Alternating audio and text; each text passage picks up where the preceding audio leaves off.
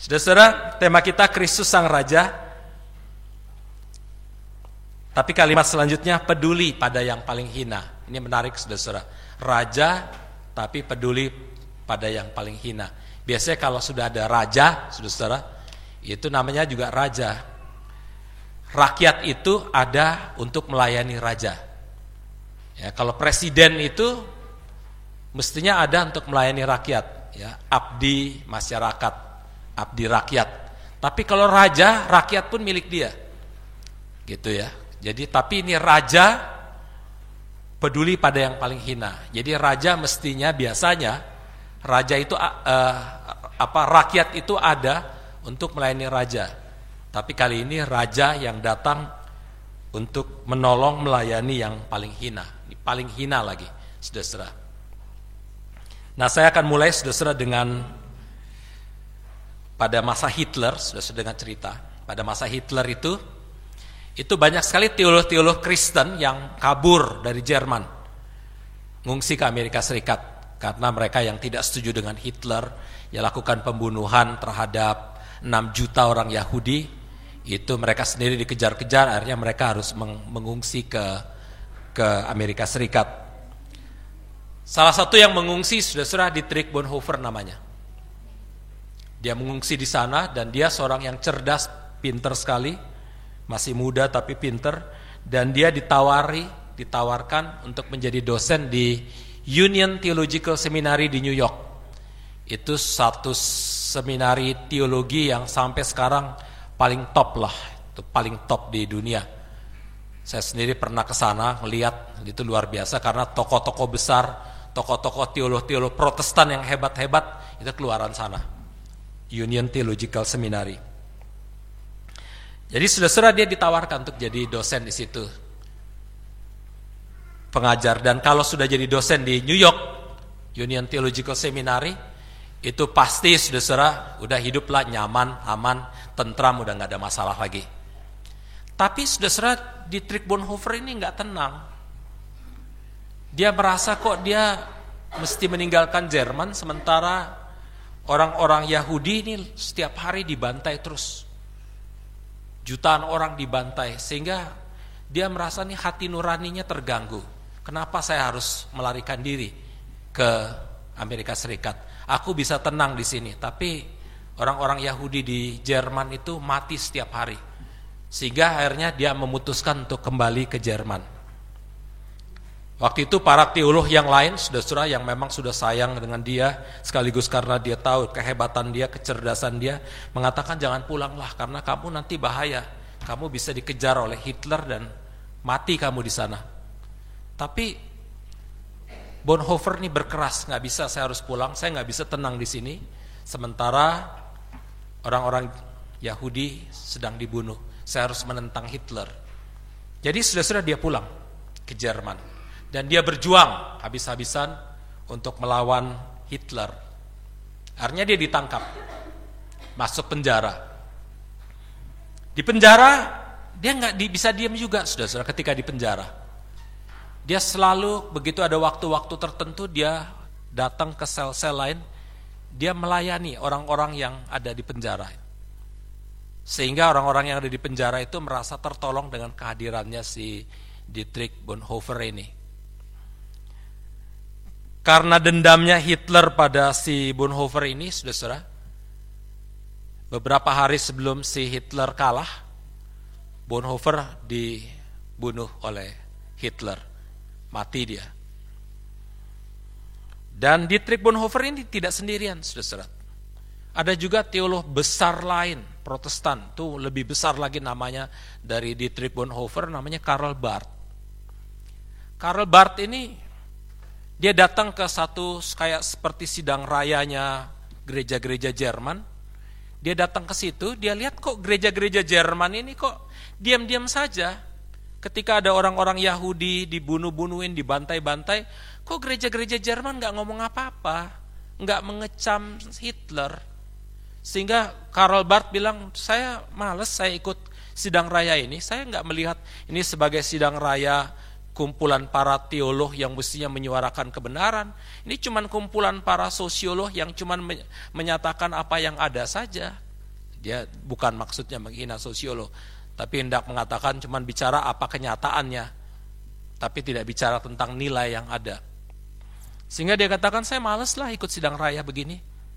Akhirnya karena nama besarnya luar biasa, Karl Barth ini, para pendeta ini dan para rohaniawan sana merangkul dia, ayo kembali lagi apa yang mesti kita katakan pada Hitler. Akhirnya saudara-saudara, atas tuntunannya Karl Barth, gereja-gereja di Jerman yang pada saat itu nggak berani bersuara terhadap Hitler yang kejam itu, akhirnya gereja-gereja Jerman bersuara, mengecam keganasan, kebrutalan, kekejaman dari Hitler yang membunuh orang-orang Yahudi. Dan waktu itu gereja-gereja Jerman menyatakan bahwa kita lebih baik, lebih taat kepada Allah daripada taat kepada Hitler. Berani waktu itu gereja-gereja Jerman.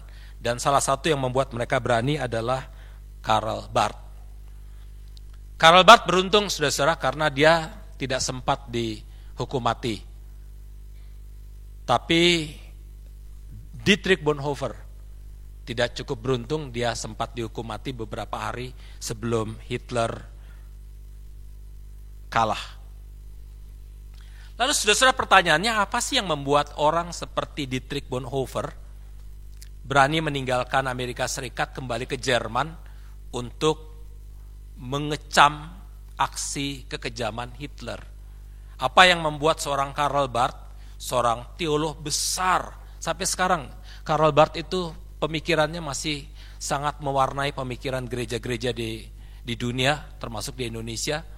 Dia mewarnai pemikirannya orang-orang seperti Eka Dharma Putra, TB Simatupang. TB Simatupang almarhum mengatakan, saya dikuasai salah satu pemikirannya oleh Karl Barth, dia katakan. Jadi kenapa orang-orang seperti ini berani pulang dan berani melawan Hitler? Karena saudara-saudara, bagi mereka, Dietrich Bonhoeffer mengatakan, gereja itu ada bukan untuk dirinya sendiri. Gereja ada hadir bagi orang lain, terutama bagi mereka yang tertindas, bagi mereka yang diperlakukan tidak adil. Gereja jadi relevan justru karena gereja ada untuk membela mereka yang tertindas, yang dianggap hina, yang dianggap sampah masyarakat, yang dibuang, diabaikan oleh masyarakat.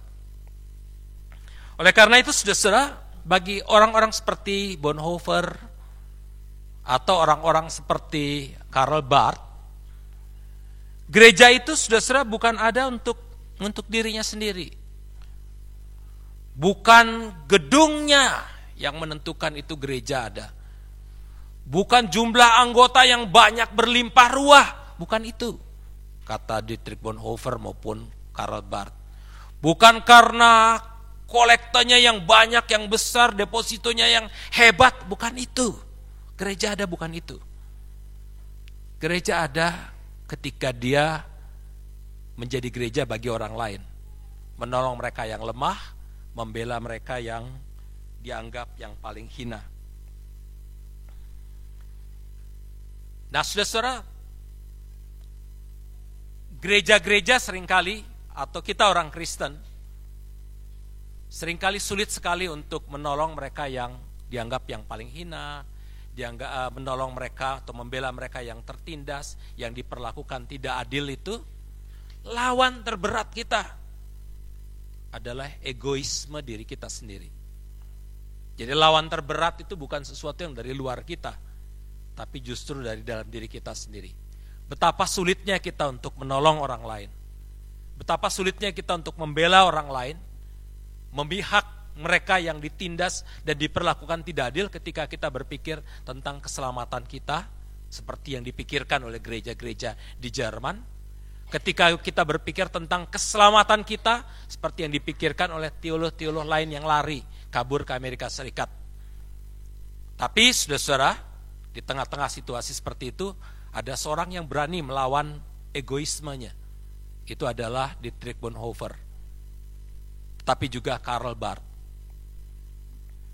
Ada orang-orang, saudara-saudara, yang karena egoismenya, ketika mengalami penindasan dan ketidakadilan, mereka akan melawan dengan penindasan dan ketidakadilan yang lain. Tapi orang-orang yang mampu berpikir untuk kepentingan orang lain, membela yang tertindas, membela yang diperlakukan tidak adil, itu akan mampu untuk membiarkan dirinya dikuasai oleh Tuhan. Akan mampu untuk mengontrol diri, membiarkan hidupnya dan dirinya dipenuhi oleh cinta. Kalau orang udah dikuasai cinta, saudara-saudara, seluruh hidup itu jadi cinta. Indah semuanya. Tapi kalau orang dikuasai kebencian, seluruh hidup itu malah jadi gak enak. Karena yang ada cuma kebencian demi kebencian, prasangka demi prasangka, dendam demi dendam, permusuhan demi permusuhan. Apa yang ada di sini, saudara-saudara, di hati kita ini, menentukan apa yang terjadi di luar. Kalau orang udah punya prasangka, mau ngomong baik sekalipun, tetap aja yang muncul adalah prasangka. Tapi kalau orang yang punya hati cinta, Anda mau ngomong jelek sekalipun, yang ada di sini tetap yang dilihat adalah cinta, kegembiraan, kesukacitaan, percaya, dan sebagainya. Orang Kristen, Anda dan saya, saudara-saudara, ada bukan untuk diri sendiri, tapi untuk orang lain, terutama untuk mereka yang dianggap paling hina, dianggap sampah masyarakat. Ini adalah pesan dari Matius 25 ayat 31 sampai 46.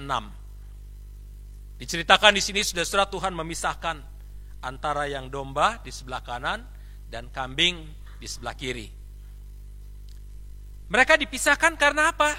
Bukan karena yang domba ini menghafal doa Bapa kami. Bukan karena yang domba ini menghafal doktrin-doktrin, dogma-dogma. Lalu yang kambing itu tidak menghafal doktrin, dogma, tidak menghafal doa Bapa kami. Bukan itu. Mereka dipisahkan bukan karena yang domba ini rajin ke gereja, lalu kemudian yang kambing ini tidak rajin ke gereja. Mereka dipisahkan ini bukan karena yang domba ini rajin berdoa, yang kemudian yang kambing ini tidak rajin berdoa. Bukan. Yang menarik, saudara-saudara, mereka dipisahkan ini, domba dan kambing, karena sikap mereka, treatment mereka, perlakuan mereka terhadap yang lain, terhadap mereka yang berbeda. Sehingga kepada yang domba, Tuhan bilang, kamu sebelah kanan. Yang domba bilang, kenapa Tuhan? Kenapa kami ditempatkan di sebelah kanan? Lalu Tuhan bilang, karena ketika aku lapar, kamu memberi aku makan. Ketika aku haus, kamu memberi aku minum. Ketika aku seorang asing, kamu memberi aku tumpangan. Ketika aku telanjang, kamu memberi aku pakaian. Ketika aku sakit, kamu melawat aku. Ketika aku dalam penjara, kamu mengunjungi aku. Kapan? Kata orang benar itu. Kata si domba-domba itu. Kapan? Kamu lapar, kamu haus, kamu sakit, kamu telanjang, kamu sedang dalam penjara, lalu kami melawat engkau kapan? Lalu Tuhan bilang, apa yang kamu lakukan untuk mereka yang paling hina ini, kamu lakukan untuk aku.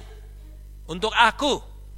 Artinya apa, saudara-saudara? Artinya, Tuhan itu mengidentifikasikan dirinya dengan mereka yang hina. Tuhan mengidentifikasikan dirinya dengan mereka yang dianggap sampah-sampah masyarakat. Dan bukan cuma itu saja, artinya adalah aku nolong mereka dan kamu pun, saudara dan saya, ayo tolong mereka, bantu mereka yang hina. Karena dengan bantu mereka, menolong mereka, membela mereka, kamu membela aku. Kamu memihak aku, kamu menolong aku. Nah ini saudara-saudara yang tidak dipahami juga oleh orang-orang yang kambing sebelah kiri. Kamu kambing-kambing. Karena ketika aku lapar, ketika aku haus, ketika aku telanjang, ketika aku sakit, kamu tidak melayani aku. Kapan Tuhan? Katanya yang kambing-kambing ini. Kapan? Lalu Tuhan bilang, apa yang kamu tidak lakukan kepada mereka yang lapar, yang haus, kamu tidak lakukan itu untuk aku.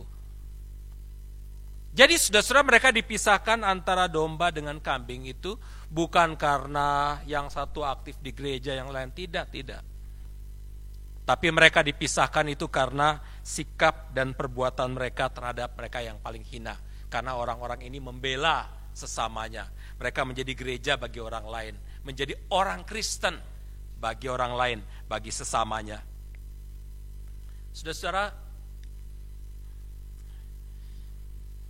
saya baru dari Nias nih. Suaranya masih bindeng dan masih panas dalam karena panas sekali Nias itu, sidang raya. Gedung tempat sidang raya juga pinggir pantai, jadi panasnya luar biasa. Setiap hari habis rapat yang di tempat yang ber-AC, begitu keluar itu langsung kaos lepek, keringet habis, masuk lagi kering, berjam-jam rapat, keluar lagi, dalam 5 menit aja udah langsung basah. Terus saja satu hari bisa 3-4 kali kaos basah kering, dan akhirnya begitu pulang udah langsung bindeng begini suaranya, jadi panas dalam. Tapi saudara-saudara, ada satu cerita menarik sebetulnya yang saya ini, waktu hari Minggu kemarin saya ke gereja. Saya pakai baju agak bagus, saya pakai jas. Jarang-jarang saya ke gereja pakai jas, saudara-saudara. Kecuali kalau memang lagi khotbah, mimpin kebaktian. Kalau enggak sih saya pakai baju biasa aja. Jadi begitu saya ke gereja, ada orang lokal Nias yang juga sedang ke gereja. Saya lagi jalan, saya bilang, mau ke gereja mana? Saya bilang, oh kami mau ke gereja di situ. Dia tunjuk tuh gerejanya. Oh ternyata ada 2 gereja deketan. Yang satu gerejanya nggak bagus lah, dari segi bangunan nggak bagus. Yang satu lagi saya bilang, oh kalau saya gereja yang situ, gede, megah, bagus sekali. Memang udah diarahkan saya mesti ke gereja situ, saudara. Itu bukan pilihan, itu memang udah, Pak Pati, yuk gerejanya sana. Oke, Minggu, jadi saya ke situ. Saya bilang, yaudah, sambil jalan-jalan, ikut sama saya aja ke gereja situ sekalian. Saya bilang gitu. Iya sama-sama. Terus suami istri lihat-lihatan gitu. Berjalan lihat-lihatan, saya jadi, kenapa pakai lihat-lihatan segala kan gitu. Saya perhatikan, baru saya sadar pakaian mereka sederhana sekali. Sementara saya pakai jas lengkap dan sebagainya. Saya siap-siap khotbah, saudara-saudara. Karena kadang-kadang kalau udah masuk gitu, oh ada pendeta, oh dari Jakarta, dianggapnya dari Jakarta. Pokoknya semuanya yang dari mana-mana pun pokoknya dari Jakarta. Jakarta khotbah kan gitu ya. Saya nggak mau datang, pernah langsung bilang dari Jakarta khotbah. Saya langsung datang ke konsistori, saya bilang, Pak Pendeta, pinjam jas, pinjam Alkitab, pinjam segala macam, pinjam dasi, langsung ikut dengan segala macam. Lalu karena datang sana pikiran kan cuma buka aja, pakai ini aja, pakai HP, bacaannya dari mana, kan enak sekarang ya saudara-saudara. Tapi kan nggak mungkin, saudara-saudara kita akan membaca pakai HP gitu kan, sekarang belum bisa diterima. Jadi saudara-saudara, saya siap, dia pakainya sederhana sekali. Saya tanya, kenapa nggak ke gereja situ aja? Terus dia bilang, waduh Pak, katanya, itu gerejanya pejabat, orang-orang besar, kita mah nggak berani masuk situ katanya. Loh, semua gereja itu untuk semua orang? Nggak berani Pak, nggak berani. Memang kalau begitu diperhatikan, iya ya banyak mobil-mobil pejabat di situ, saudara, ke gereja itu. Sementara gereja sebelahnya ya biasa-biasa aja, nggak ada apa-apa dan sebagainya. Ya udah, saya bilang, saya sih maunya ke gereja Bapak dan Ibu, cuman karena saya udah diarahkan ke situ, saya ke situ ya kami pisahan. Tapi saudara-saudara, jalanan saya mikir, kita bersyukur dengan punya gedung baru, gedung yang bagus ya, gereja kita ini. Dan banyak gereja-gereja yang gedungnya bagus. Tapi kadang-kadang gedung yang bagus itu juga malah bisa menjauhkan jemaat dari gerejanya sendiri. Itu baru terpikir di situ. Ya Tuhan, ternyata gedung yang bagus pun bisa menjauhkan orang dari gereja ya, membuat orang-orang yang kecil ini terasing, tersingkir. Mereka merasa tidak layak masuk gereja. Ya itu bukan cuma gereja, saudara-saudara. Saya rasa itu juga bisa kena ke dokter. Kalau dokter tempat prakteknya bagus, megah dan sebagainya, orang-orang yang ekonominya nggak cukup akan mikir mahal banget tuh pasti ke situ. Nggak, saya tidak layak ke situ. Dia pastinya cari dokter-dokter yang tempat prakteknya yang kelihatannya kumuh-kumuh aja. Itu selalu memisahkan orang. Jadi saudara-saudara yang terutama balik lagi ke gereja, Ternyata gedung-gedung yang bagus ini bisa memisahkan orang dari jemaat, terutama mereka yang miskin itu justru dari Tuhannya. Nah, saudara-saudara, kita sekali lagi kita bersyukur, kita nggak usah membuat gereja kita jadi jelek. Udah syukurlah Tuhan udah kasih gereja bagus, kan gitu ya. Kita bersyukur juga ini Maulana Yusuf ini jemaatnya banyak sekali. Mungkin paling besar kalau untuk ke kota Bandung ini yang paling besar, banyak jemaatnya di Bandung. Kalau orang misalnya kebaktian sore, Anda kalau ikut kebaktian sore di Bandung ini, di mana-mana, termasuk di Panglima Polim yang atau Gunung Sari yang jemaatnya bisa 8 ribuan, 9 ribuan orang. Kalau kebaktian sore paling banyak 200 orang. Tapi kalau di Maulana Yusuf, Anda kalau iseng-iseng datang, bukan iseng-iseng ke gereja lah, ke gereja ikut kebaktian sore, Anda ikut kebaktian sore, itu bisa 1.200-an bertumpuk-tumpuk orang sampai di tangga-tangga penuh sekali. Jadi ada kebanggaan juga saudara-saudara itu di sana banyak. Tapi saudara-saudara itu peristiwa tadi mengingatkan saya, ternyata gereja itu bukan pada gedungnya, bukan pada jumlah anggota jemaat dan simpatisan yang begitu banyak, bukan pada depositonya yang hebat, kan gitu, bukan pada kolektornya yang banyak. Gereja itu hanya jadi gereja, sungguh-sungguh gereja, ketika dia jadi gereja bagi orang lain. Ketika dia kehadirannya itu membela mereka yang lemah, yang tertindas, yang terlupakan, yang paling hina. Itu baru gereja. Karena ketika gereja itu udah gedung megah, udah segala sesuatu udah hebat, tapi kalau GKI Maulana Yusuf itu gak jadi berkat bagi sesama, terutama bagi mereka yang paling hina, mereka yang ditindas dan diperlakukan tidak adil, dia udah berhenti jadi gereja. Oleh karena itu saudara,